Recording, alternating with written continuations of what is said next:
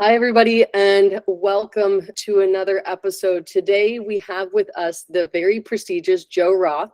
Wow. For those of you who don't know, he's not going to say he's prestigious, but I will.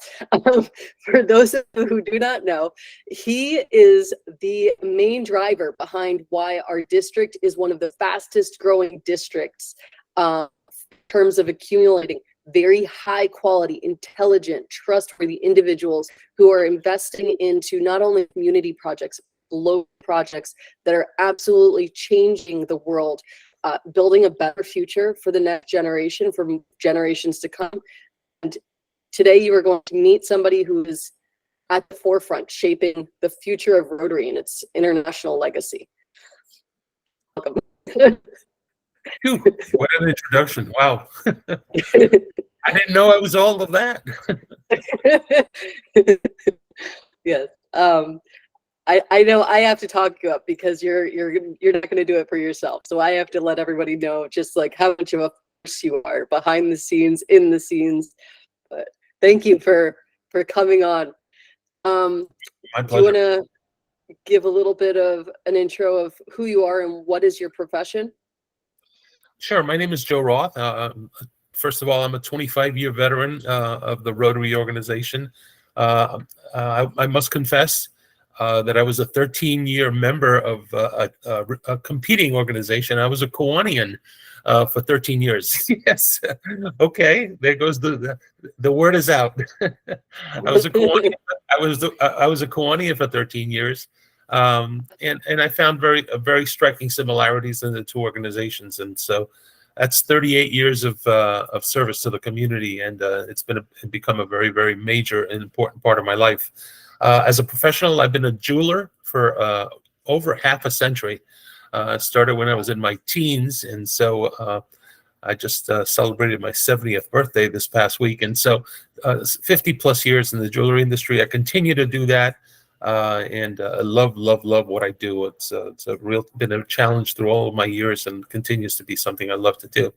Born in Argentina, and came to the States when I was 10 years old with my parents. So lived in New York for 18 years. So I consider myself a New Yorker, and that part New York is still a very, very big part of my life and my heart, especially in my sports teams. And now a 43-year resident of South Florida. My picture right behind the camera is New York City at Christmas time. Oh, yes. That's very special. Rockefeller. Yeah. Very special time. Even though I'm Jewish, I love Rockefeller Center at Christmas time. It's just well, I am also Jewish, and I love New York, especially from Thanksgiving to Christmas, where it's really magical for sure. Yeah, absolutely. When you said Argentina to New York, I thought there might be a high chance that you could also be from the tribe. I am from the tribe. I am from the tribe. Yes. I have something here that you might find funny. I don't know if you knew this, but the snowflake, the 6-point snowflake. Yeah, Star of David. The Star of David snowflake. Yeah. When I was living in Spain, I was wearing the 6-point snowflake, and one of my South African friends came up to me and he was like, I know you're wearing a Star of David, hiding it.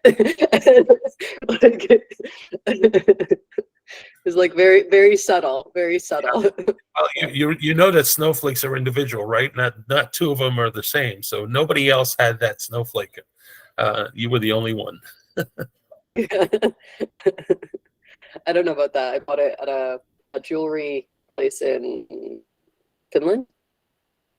So I see that you're well traveled. You're well traveled.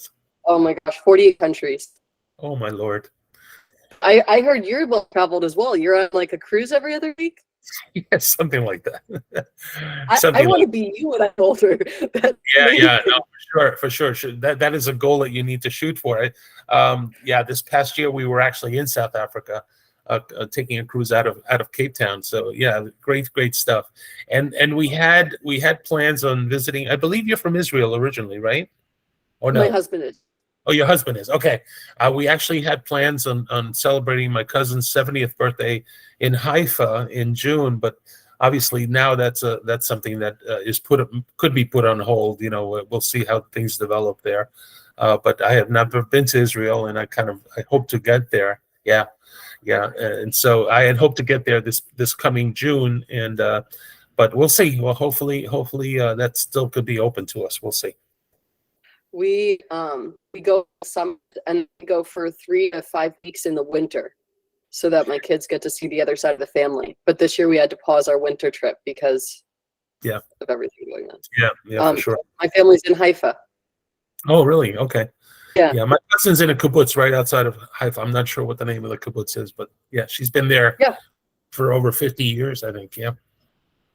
The one on the beach, the stunning kibbutz on the beach. Yeah. Yeah, well, my husband, every time we drive by it, he's like, I want to retire there. So he lives in his dream kibbutz. There's a beautiful kibbutz right outside of Haifa, right on the beach, and it's incredible. They grow bananas. They live wow. that far. Well, so hopefully maybe that's the one.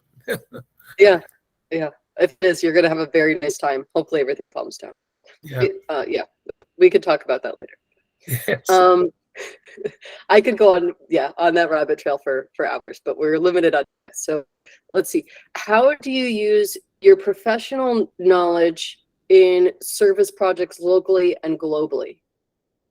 When I looked at that question, I was trying to draw an interesting answer for you on that, because really I've never really had the opportunity per se in being able to. I'm not an attorney. I'm not a lawyer. I'm not a moderator. I'm not those professions that could really lend themselves to service in Rotary. I have to kind of turn that around and really go the other direction with it. I think that what Rotary has done to me, or has done for me, has helped me more than I have helped Rotary in that sense, because it's changed me as a person. And that's the power of Rotary. You may or may not realize or think that I'm an introvert by nature. And being an introvert, and being an introvert, I was very, very to myself, and I wasn't really into being with people. Well, Rotary has changed me from that. And the end result is that I've become the person that can help Rotary now. Not so much in the service projects or service initiatives, either locally or internationally, but more about empowering other people to be better Rotarians. That's really my call to action now. So I'm kind of turning the page on that, or turning that question a little bit upside down. It's not so much what I have been able to give to Rotary, it's what Rotary has given me. And now in turn, my position as a Rotarian is that of a mentor, or a teacher, of somebody who inspires others to be better, not only Rotarians, but better people. So I value and treasure that role. I really, really do, because it's not me. It's not internally. It's not who I am or who I was, but it's who I am now. So I know that it's probably not the exact answer you're looking for, but I think that it qualifies as an inspirational answer to others who have that same character. I wouldn't call it a flaw. I don't think being an introvert is a flaw, but that characteristic of themselves, of allowing or potentially letting Rotary change you as a person for the better good. So that I hope that answer makes sense to you. Absolutely. Introverts tend to like to solve big problems that require thinking. We have all this free time where we're not engaging with others. So we have that free time for thinking and strategizing. And so that's why you tend to see when introverts commit to something, there's a lot of strategic insight that goes into, may on the surface seem like a very simple project. You find out there's layers of depth to this that they're going to resound for years to come. Yeah, I agree. And my thinking is different than it's ever been. A lot of people in our Rotary district call me the idea man. Because as I have conversations with people, something that they say may trigger an idea in my mind right away. And, and I'll make use of it, I often do that on social media. where I see a Yeah. post on social media and I turn it around and I use it for my. I'm not the original. I'm not the originator of many of these posts. I'm actually one who takes a post or sees something, or maybe even a billboard on the highway, and turns it into an idea that promotes our organization. And that's something that maybe my mind is kind of wired that way. And I love that. I love it for that. I really do.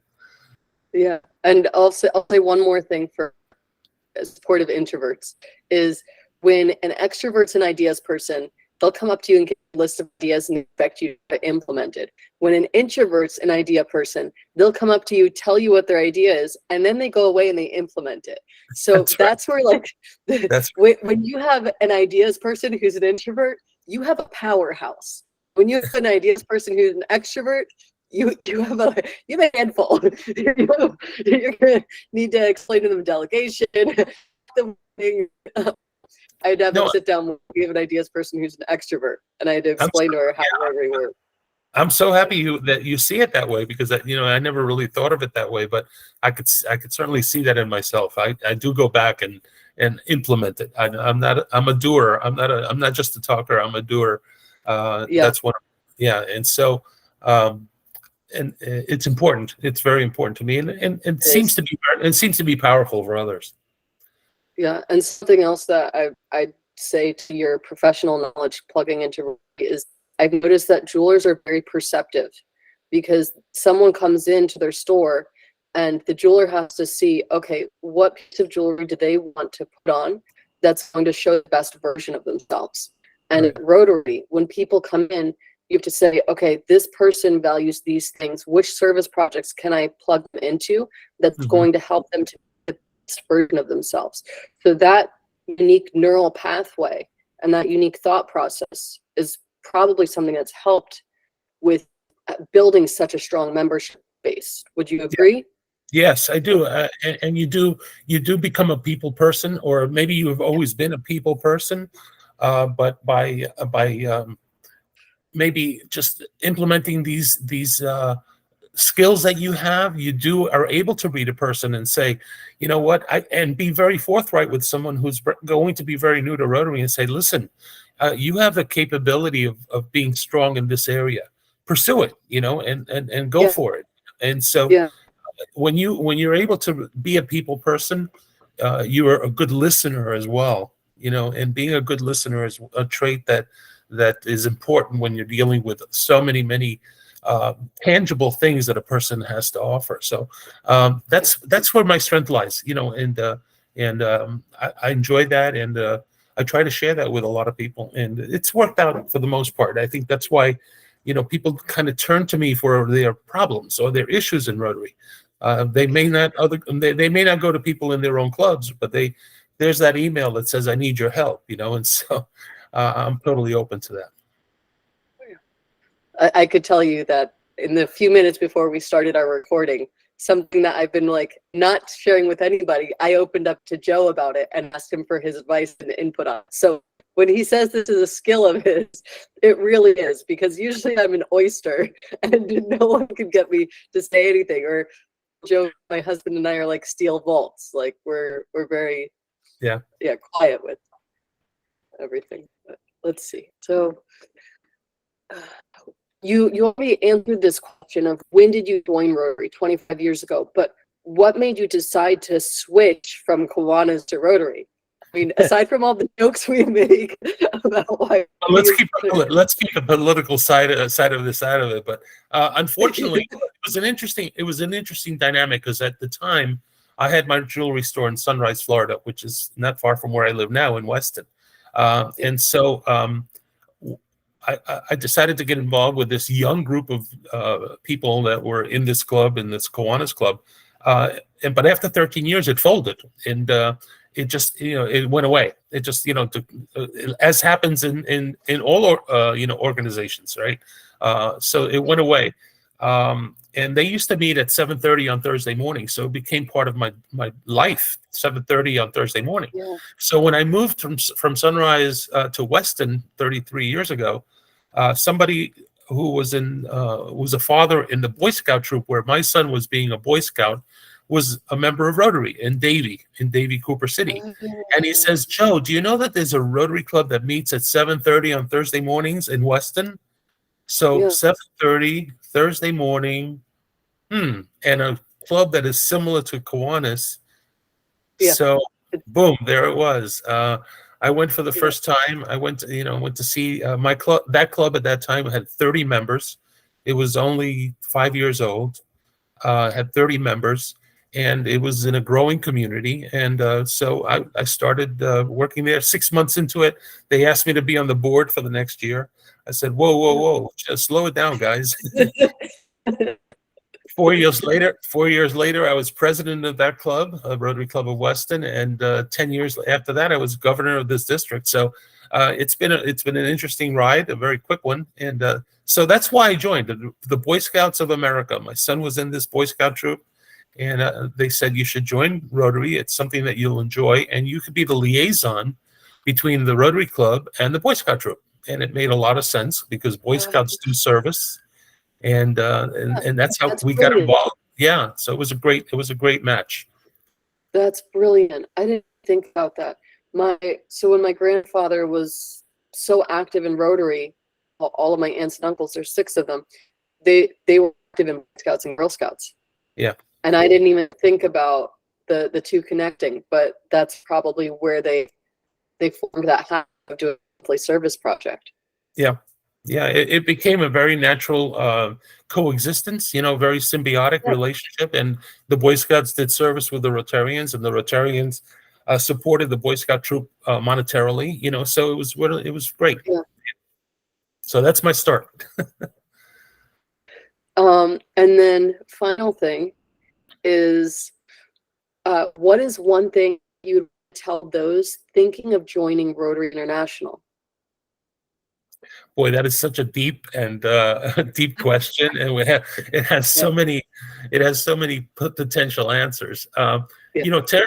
Taking it from a personal point of view, it changes you, or if you allow it, it changes you, and it has me. It has changed me. It's not always about it gives you opportunities for service, it gives you opportunity for leadership, it gives you opportunity for professional advancement, because it's done that to me. All those things are possible, and as well as many other I call them byproducts of being a Rotarian. Being a citizen of the world, being able to make friends around the world. There's just so many things. I mean, there's probably 20 or 30 things that I could tell you that are positives about becoming a Rotarian. But I think the most important thing for me has been the relationships that I've built, personal relationships that I've built in Rotary, and the friends that I've made, for over the 25 years. Not just here in our district, locally here in South Florida, but throughout the world. I've had the opportunity to travel with Rotary, gone to 11 international conventions, have been part of a program called the Group Study Exchange, which no longer exists right now, but I was an ambassador to my own home country, Argentina, for 35 days. It was an incredible experience, made incredible friends. So I think to me, the most important thing have been the personal relationships, and obviously the ability to serve others. So my days of cleaning up garbage on the side of the road are over, or going to Habitat for Humanity and banging nails on a wall. Those days are pretty much over. That's what I used to do when I first joined. But my ability to give back to the community, to the Rotary community, still remains very strong in other ways. That's what I had an interview for a book promotion last week, and one of the co-authors for the book was saying how it's hard to find mentors. It's like, listen, if anyone in the audience has an issue finding a mentor, you go to a Rotary Club. You look for the most intimidating person in the room, and you walk up to them and you say, what do you need help with? And you get mentored just by sitting next to them and watching them do what they do within Rotary. And you will walk away a year later and be blown away by what you've learned. Absolutely. And it's very low cost. It's very low cost. you will pay a lot of dollars to join to be mentored that way in different scenarios. But Rotary gives you that opportunity to, like you said, sit next to somebody else who's, had life experiences and learn from them. If and especially I'm talking to you 30-year-olds or 20 plus or 30-year-olds or 40-year-olds. You're the future of our organization. You have to be the one that realize talk to anybody that will tell you what are the byproducts of being a member. Not just about doing community service, but what are the byproducts of being a member. And that will not only convince you to join this organization, but actually take the role of being a leader in this organization. Don't just sit back, take the opportunity, be a 35-year-old district governor, which is kind of unheard of, but it's there. I know one in our district, just to the north of us, who was 38 years old when he became district governor. So it's the opportunities. Yeah, the opportunities are there. And Rotary gives you those opportunities. Yeah, it's a very, very rare opportunity to just complete level while you're also giving back. Yes, it's a very unique experience. Yes, and there are so many different definitions of giving back. Intuitively, most people, when they join, or the reason they join is because, in quotation marks, I want to give back to my community. Well, yes, you do have that opportunity, but there are so many different ways of giving back. Yeah, and also I can speak a little bit about that. For those of you tuning in who are mentors and accelerators and things like that, I'm a mentor for startups in 2 international accelerators, and I'll tell you, with both of those opportunities, I pour into the next generation a lot, but no one was pouring back into me. And with Rotary, you're not only giving back, but you're a full cup, because if you're pouring into other people, you have mentors that are pouring into you as well. So you walk in there thinking, oh, I'm going to be serving, but you don't walk out depleted. That's one thing that's very unique about this organization versus any other organization that I've been asked to volunteer at. I walk out feeling filled in a new way with new things that I didn't even expect. Let me tell you something, Addie. Your Rotary should be honored to have someone like you as a member, because your type of thinking is what we need in Rotary. We need more of that in Rotary, and it's up to people like you to spread that passion that you have, because it's absolutely. I mean, it bursts out like crazy. Yes. For those of you tuning in who went to business school, we know each other from different walks of life. This is your call to action to join. Go to Google, type in "find Rotary near me," go to a meeting, check it out. See, don't just take our word for it. See it for yourself as well. And then if you're in South Florida, you can visit one of our clubs. Absolutely. Joe, thank you for your time. I appreciate it. My pleasure. I really enjoyed having this chat with you. Yes. Okay. We'll see you all back online later. Have a good one. Bye.